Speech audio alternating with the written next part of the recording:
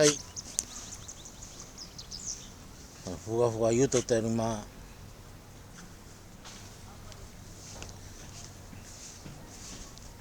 おさんとしてたなもし。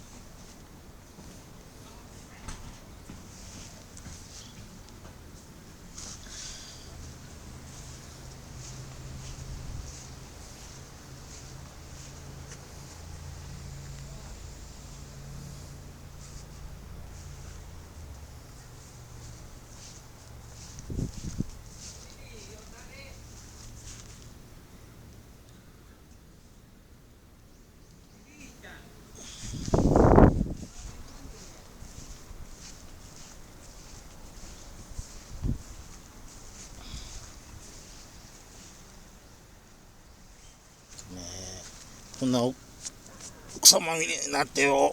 はい。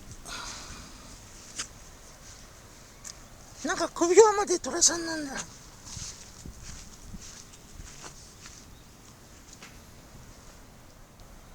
そうなんです。おっさんはもう50年ほど前からここのファンなんです。